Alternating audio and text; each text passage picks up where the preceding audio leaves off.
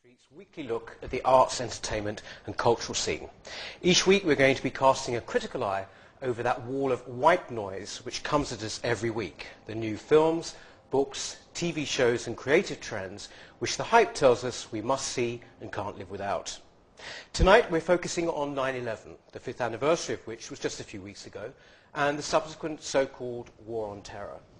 Director Oliver Stone's much-anticipated blockbuster, World Trade Center, is currently doing the cinema rounds after mostly poor reviews.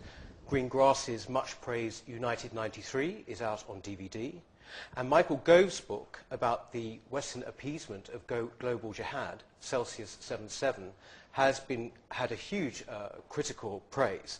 And we'll be looking too at the way TV marked the anniversary and considering what generally has been the artistic response which has come from what must be the most defining event of our times.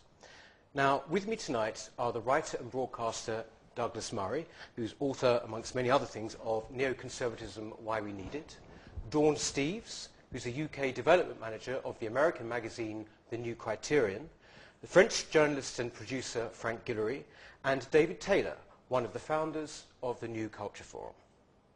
And of course, we want to hear from you, so please do email us to tell us what you think of our views. Now, firstly, we have the World Trade Center. In World Trade Center, Oliver Stone, who directed, of course, JFK and Natural Born Killers, chose to approach the incident by focusing on the stories of two men. It's based on the true life case of a couple of New York cops, played by Nicolas Cage and Michael Pena, who find themselves trapped in the debris of the Twin Towers after having gone in an attempt to evacuate the building. Most of the movie is centered on their attempts to stay alive as they await, their families await news from how things are going at the World Trade Center. I should start really by asking, first of all, we've seen it, some of us have seen it, some of us refuse to see it. I wanted to ask, first of all, this approach of having two cops, if you like, just trapped in the wreckage, and keeping it very personal. Do you think it works? Did it work for you, Dawn, that approach? It didn't work as a film about the World Trade Center and what happened that day, but the story was interesting between the two men and about surviving a horrible, horrible ordeal. But in terms of representing the overall experience of what that day was about, I think it sort of missed a lot. In what sense? I mean, what? Well, there were so many different things that happened. Yeah. I mean, I actually didn't really want to see the movie. I was at the World Trade Center on 9/11 and was very, very cautious about having to look at the footage. And I was expecting it to be about everything that happened that day, about the planes crashing into the building and all the different experiences that happened. While their story was valid, it didn't really kind of give a general idea of everyone's big experience that day. Yes. I mean, what about you, Doctor? You were pretty horrified by it, weren't you? Truly monumentally awful film. I mean, there's no saving the fact that one would like to be sort of pleasant about it, and I wish that they had done a better job of it. But it's absolutely appalling. I mean, 30 minutes in, they're buried in the rubble, and I was looking at my watch, and I knew we had another hour and a half to go. I thought, what on earth is going to happen? What happens? Are cringeworthy flashbacks, an incredibly ill-judged appearance of Jesus Christ with a water bottle for one of the men, which, I mean, it was just spine-crawling. And everything about the film struck me as misjudged. I was in America when it came out, and I remember noticing at the time that the reviews there were rather good, much better than they've been over here.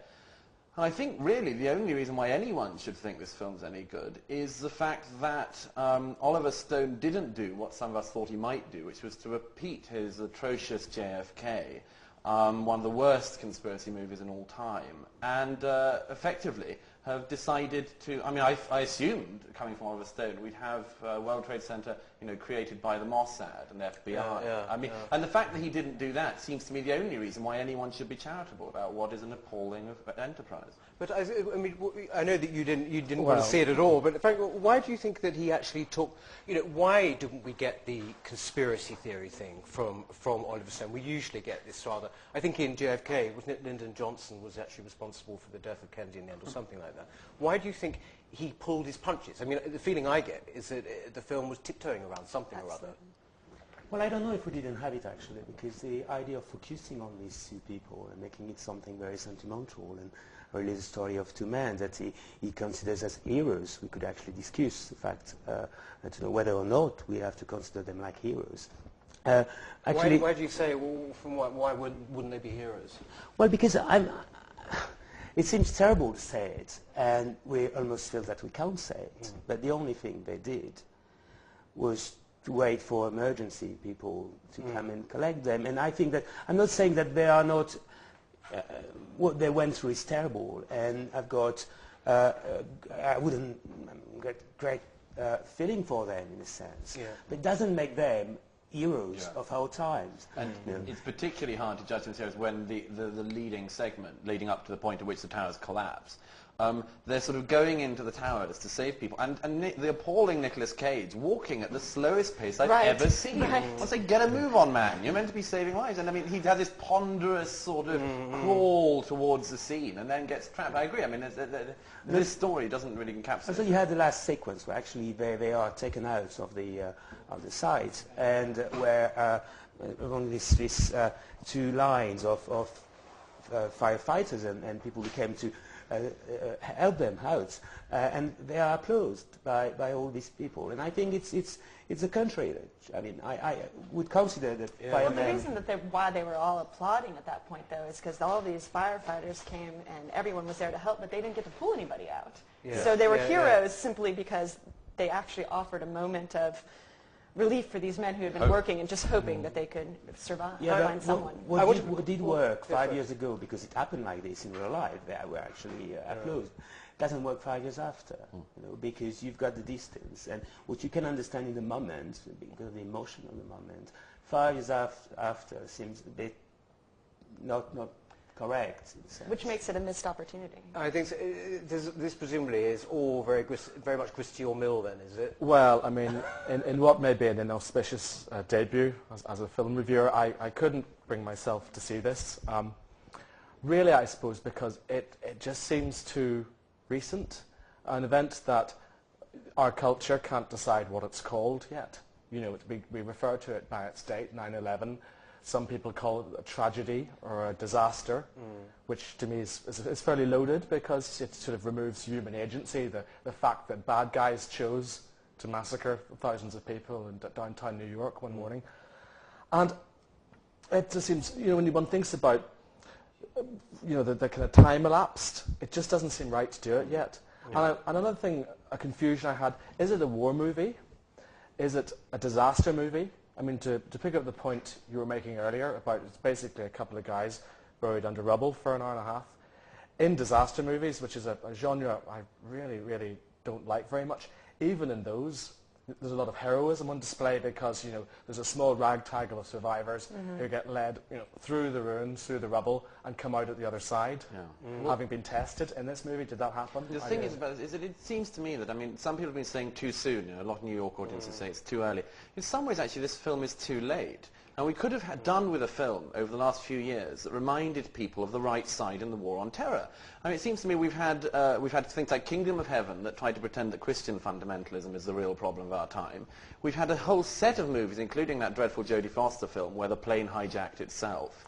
I mean, you know, we could have done with a film in the last 5 years, which actually reminded people why our armies are in Afghanistan and Iraq, why we have to fight this menace, and why we can't give up in the face of it. We could have done with some of these movies a few years ago. I think, I mean, what was the general reaction, critical reaction in America to this movie? You said it was quite positive. I mean, to me, one of the main faults was, you know, I've got quite a high tolerance of sentimentality. Yeah. But this really laid it on, I thought, with a trowel, but to no real great effect. I think that it was an opportunity for people to also distance themselves and sort of just the human experience of it. But I agree with Douglas.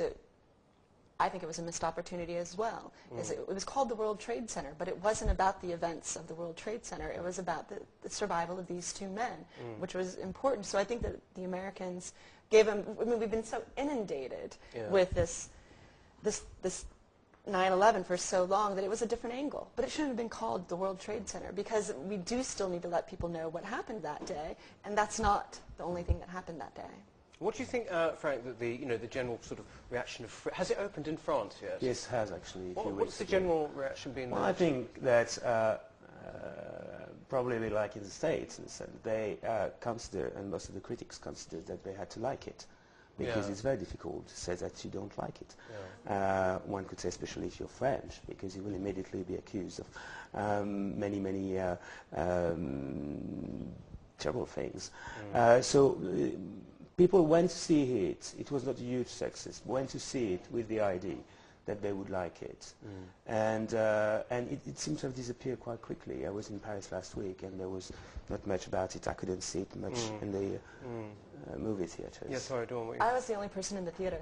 Oh, really? I was the absolute only person in the theater, Yeah. which was wild. And might I mention, almost walked out when Maggie Gyllenhaal showed up on the screen, which was a huge debate in America. Yeah, can you actually explain about that? Because a lot of people won't know about that here. Yeah, well, but she plays actually the wife, doesn't she? plays Maggie Gyllenhaal. Yeah. Yes, and she came out and said shortly after 9/11 that America had been responsible for reprehensible acts and was in part responsible for 9/11, and it was absolutely atrocious. And I had no idea she was in the movie. And I was just stunned that she could show her face in that film. Quite. Well, it's sort of probably she thinks it shows her broad-mindedness, I suppose, and her infinite variety, I suppose. But I want to sort of go on really because obviously it's basically had the thumbs down, and I would absolutely agree with that. There has been this year another 9/11 film, if you like, called United 93, which is directed by Paul Greengrass, who is a British director who did the murder of Stephen Lawrence, and also he made The Bourne Supremacy, those films. So he's done both Hollywood and more sort of cinema verite, if you like. This one got great reviews. I mean, have we seen this? I mean, did you see? What did you think of that? I saw it at the Frontline Club, and I had the pleasure of listening to the character who actually played the lead suicide bomber speak on it. And in tandem with that, I thought it gave a very good idea of sort of the horror and everything that happened that day. And the fact that the movie actually, they had people who were in their strategic positions in the airfields and whatnot actually play their parts and whatnot. It was a very moving film. But the one thing, again, that I absolutely hated about it was the dedication was to everyone who had lost their lives on 9/11. The funny thing is I found, I mean, I don't know whether have you seen the film? Again, I couldn't bring myself to see, but this time, because the sense it'd be something really too harrowing to see. Yeah. Right. But you have seen it. No, I refuse to see Flight 93 on principle. Well, I mean, not on principle, really. Just, gut instinct that I knew I was going to find it too upsetting. I feel that Flight 93 is an important thing to let people know about, because it really is the untold story of 9/11. But for somebody like me who works and writes on these areas, I felt I already had a good knowledge from the 9/11 Commission report and other things of what happened on that plane. It has to be said that, although, as I say, I just couldn't bear to sit through it, just so I knew how upsetting I was going to find it. I do think that it is an important film because it is the single story of that day, really, that is an optimistic story, because it's the one thing that happened that day when every instrument of state let people down, and when inhumanity was thriving. There was one situation in which people stood up for themselves and said, we will not take this. And I think they're great heroes, and they're people that not just Americans, but a lot of Europeans could do with emulating. Yes.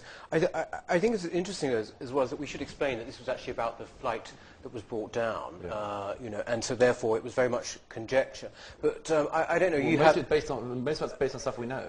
Sort of, yes, but to an extent, we did know things from the black box, as it were, so to speak. And the telephone. They did do a lot of improvisation throughout the film, really, and the actors did speak about that. They kept the actors separate, the hijackers from the people who played the passengers, and then a lot of it was just really, they had a sort of script that they went through, but they improvised a lot of what happened on that set. But the interesting thing about it is that the actual film, we're talking about people who all died. Whereas in World Trade Center, we have people who are being portrayed who are alive. Somehow or other, it still feels quite phony. You saw, didn't you, United 93? To me, I found it actually really very moving, but also quite brilliantly dramatic. Well, yes, I think the first thing to say is it was brilliantly done. The fact that the air controller, for example, play their own role, and it's almost like a documentary. It's an exclusive documentary to be made. It's fantastic, and emotionally, yes, it was terrible because, contrary of what I said about World Trade Center, where I didn't imagine I could be one of these two guys under the building, you actually can really feel yourself in this position of these passengers in this plane, and really wonder, honestly, what would I have done? What would I do? And therefore, it's a personal introspection, if you want, and you feel very small in front of these people, because it's terrible what happened. And also the other thing is to see actually the hijackers, and I think we have to see them. You know, I remember being quite upset because they are Greengrass show them having some doubts just at some moment. And because before or after they went to the strip club. Yeah. Yeah. Yeah, but also in the plane. There seems to be some kind of trouble between them. And I was upset at that point because of who I am and who I'm talking from. But I think it's good to see these people and see their face.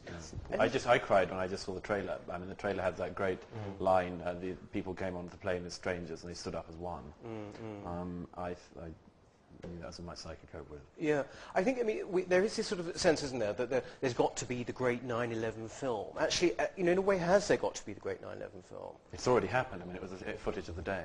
Yes. Well, exactly. But I think at some stage there will emerge some consensus about this day, or several consensi, if that's the plural, and then I think we'll start seeing it turned into art. But it could be 15, 20 years ago. I mean, you think one of the best movies made about the Second World War, The Longest Day, is made almost 2 decades after, and a very harrowing film, but watchable because you know in the end who the good guys are and how it's going to end up, and that the sacrifices that you see in it will be redeemed. Well, I hope that people know who the good guys are in these films too. Well, that's a big question in America, though, too. And Americans are asking that. They don't know who the good guys are. A lot of Americans think that the Americans are the bad people. I mean, yes. Well, I mean, I think you're quite right in the sense that there's a sense in which, first of all, the disaster movie genre, not that we should care remotely about this, couldn't possibly handle something like this, and shouldn't either. But also, there was something cinematic, wasn't there, about these attacks? I mean, would they have become so iconic? I mean, it sounds appalling to say, if, for example, it had happened on the transit system underground. It was the extraordinary cinematic quality of these things which absolutely burnished the stuff. There's 2 things there. I was reading a few days ago that apparently in China, a few weeks after September 11, you could find videotapes where they had mixed footages of the day and old footage from disaster movies, because you said that there were the best images possible, but not big enough in a sense because you couldn't see actually the victims. The TV. Well, you could, of course. I mean, you could see the people throwing themselves out of the towers, which is, of course, images which have subsequently been banned from being seen. True, but there were. I mean, everybody admitted that TV crews were terribly restrained on that day. So we could have imagined much worse, and really having terrible images coming out of that day. So it's never enough in a sense. But I think that filmmakers shouldn't go in this direction for one good reason, which is that this is just 9/11 was just the beginning, and we haven't seen yet the end. Therefore, it's impossible to write about it and to. Yes, and one thing again on the day, the impact of 24-hour rolling news, and how disasters like the Hindenburg, where we've all seen the pictures of that, but and even at the time, people wouldn't have seen those pictures until days or weeks after. With 9/11, we were all watching it on News 24 or Sky happening at the time, and on the phone to our relatives, trying to get through to people in New York. And I mean, to try and duplicate that, it's just that kind of untrammeled experience. Yes. Yes. Well, I mean, if you still want to not take our word for it, World Trade Center is out on general release at the moment, and also United 93 is out on DVD. But we should move on now. This is to a book. The attacks on London last year have since brought forth a number of books looking at the worldwide growth of Islamic terrorism. Melanie Phillips had a bestseller on her hands with Londonistan, and now Michael Gove, otherwise known as the Shadow Minister for Housing, has published Celsius 77, in which he argues that the West's approach to fundamentalism is destined to lead to further terrorist atrocities. I think we've all read the book. It's interesting that these books have come along at roughly the same time. It's as though somehow I perceive it as a penny slowly dropping somehow. From your point of view, having written, being a neoconservative, having written extensively about these, how do you, what in fact does it add or clarify in the argument, this book? I think Gove's done a great service, really, in refining a very complex and very lengthy narrative of the ideology which led to what happened on the tubes of London and buses of London a year ago. It's a much more readable book than a lot of books which have covered similar terrain. And I think it does a great job. It's not definitive, but it doesn't try to be. It simply explains very clearly and with incredible scholarship, which I have to say is kind of disguised. You don't have to know about it. It condenses all of this into, about 150 pages, less than that in a small book. It's fantastic. Yes. Actually, on that point of scholarship, I actually wanted to point out, and it's probably, you might have heard, in the Sunday Times, William Dalrymple reviewed the book. Was it here? It's caused actually quite one of those little literary scandals, I suppose, because he actually criticised Michael Gove on rather strange grounds. It seemed to be rather scraping the barrel, that he didn't know any Islamic languages, and that I think that he didn't know... Dalrymple's got a hell of a cheek. I mean, the phrase "gone native" could have been invented for Dalrymple. A man who in recent years has distinguished himself only in his sympathy for the enemy. He wrote a disgusting piece, even more disgusting than this, in the New York Review of Books after Bernard-Henri Lévy's book about the murder of Daniel Pearl came out. Essentially, what William Dalrymple did on that occasion was to justify the murder of Daniel Pearl. I mean, he effectively wrote the justification that Omar Sheikh would have done if the Pakistani authorities would have given him paper in prison. Absolutely reprehensible. And William Dalrymple has just displayed that, I mean, he may be a perfectly satisfactory historian, that's open to debate. He's a kind of fourth-rate Lawrence of Arabia wannabe. And has now decided very foolishly to tread into contemporary politics. And I think he's best out of it. We're certainly much better off if he doesn't get involved. Yes. There's a real whiff of Foreign Office kind of hauteur about that review. I mean. But you quite liked it, but you had a few reservations, did you not, about the final chapter? Isn't that right, David? Well, the final chapter is, I think, called What Is to Be Done. Yeah. Which I suppose must be an echo of Lenin or something. But I didn't come away with a terribly clear, this is with Gove's book, of what is to be done. I mean, the very, very last paragraph is a fairly rousing call for us to maybe set our own house in order by being a lot more celebratory of our culture and values, and in finding ways to instill those among the rising generations and, of course, new arrivals. But while I think that's a message we're hearing from a lot of corners now, from as distant as the Commission for Racial Equality, I mean, right across the spectrum, I think I would have liked a little bit more direction on how that's capable, because... I found, though, that one of the great things about the book is that it did, as you say, give this extraordinary context. I mean, it's amazing how many of us have become, not exactly instant experts, far from it, but I mean, I feel that I've learned a huge amount about something I knew nothing about until a few years ago. And this is the kind of book that really sort of does that for you, whereas someone like, say, Melanie Phillips, who also is very, very good, but she's a little bit more local. This had a real sweep about it, I thought. Did you not? I thought that was the best thing about it. I felt like it was a book that I could hand to a friend who wanted to learn about the conflict, but particularly how I see it. And I'm not always so great at explaining. I was like, you can read this. This will make things very clear to you. This will kind of teaching people about moral relativism, and that, that was a huge thing that people need to understand, that not all countries are the same. Well, speaking of which, I mean, would this sort of thing go down? How would it go down in France? Well, I think one thing which is very important, I think, the fact that Michael Gove being Member of Parliament and member of the Shadow Cabinet, there's obviously no equivalent in France of people talking from this position, such a position, on these subjects. I think that's one of the very important aspects of Michael Gove contribution to the debate. No, so far in France we don't have the debate. It is, I must say, changing very quickly. Just read last week that a French philosopher called Pascal Bruckner is obviously, not obviously, but he was writing and talking from the left, actually wrote a fantastic pamphlet about self-bashing and how we in the Western world are inclined to hate ourselves. So it's very important. And he said something interesting. He said that you have to be from the left to have right-wing views, which I thought liberals must by reality. Yes, but it was a good sign. It's very close to Ségolène Royal, for example. And the fact that these kind of people can actually bring this in the French debate could be very interesting. And So there's hope in France. I think there's hope, yes. There's always hope in France. Nice to hear. We take our time. While we just finished considering the book, but finally, you might like to remember, when we were talking about 9/11, those notorious comments of the German composer Karl-Heinz Stockhausen, who after 9/11, when he called the attack the greatest work of art and caused an outrage. At the same time, the late writer Susan Sontag badly misjudged the mood when she essentially laid the blame for the event, rather like Maggie Gyllenhaal at America's Door.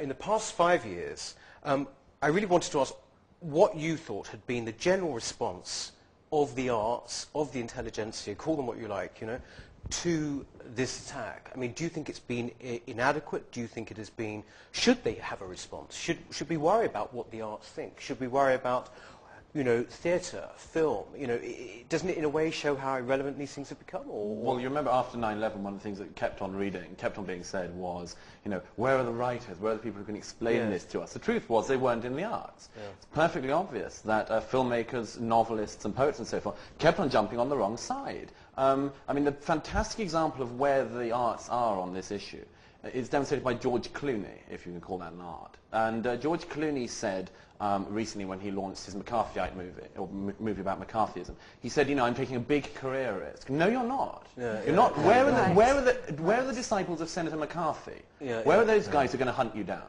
The thing you need to do if you're going to be an artist and you're going to challenge these things was demonstrated by Theo van Gogh, and he's dead. So if George Clooney and co, who are making millions upon millions of pounds from pandering to left-wing prejudices, could wake up to the fact they're part of the problem and are producing no answers, then we might be getting somewhere. Yes. It's the same, again, similarly with the visual arts. I mean, there has been remarkably little. I mean, the visual arts have become very self-obsessed generally. But I understand that in New York there was a... Well, everything has to sort of pass through a panel of whether or not the victims approve of it. Yes. So all the art is, there's sort of not the freedom that you would want. I thought one of the most beautiful things I saw was a sculpture by Eric Friel of a woman tumbling, and it was in Rockefeller Center, and it was really exquisitely done, artistically done. I mean, a wonderful sculpture of a female form kind of falling, but at the same time had a feeling of ascending. But this was something that the victims didn't like, and so it got taken down. So there's always, even with the films, it's sort of, what do the victims think of these films? What do the victims think of the buildings we're going to build? Where are the buildings? I mean, it's shameful that there's a huge piece of commercial real estate in Manhattan is sitting vacant, and what kind of better tribute to the American spirit and to what the West is about is to have something built there. Build them twice as high. Yeah. But don't you think, I mean, this is part of the problem in a way, isn't it, that the creative community on the whole, I mean, I know this is a broad brushstroke here, but on the whole, they have a similar kind of view on many topics, and they will tend to. I remember reading a quote by the assistant director of the National Theatre, and he was saying, well, it was about the Muslim censorship issue, and he was saying, well, we sort of feel that they have a hard enough time as it is, so we really sort of wouldn't put on this or that play. Now, I mean, it was a small comment, but a throwaway comment, but in fact, I thought it was a real indictment in many ways. I mean, do you think that this is one of the reasons why it's been rather a muted response? I mean,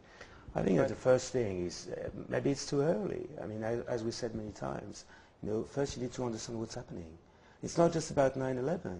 It's about and not just even about war on terror.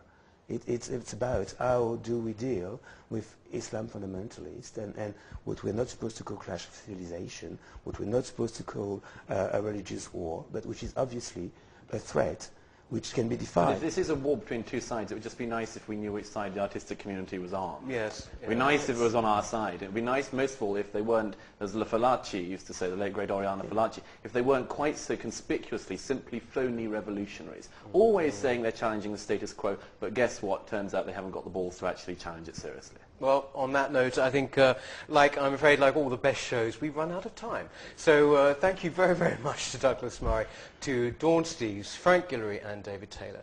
We'll be back next week with a look at The Queen, as seen through the lens of Stephen Frears and the eyes of Jeremy Paxman. Good night.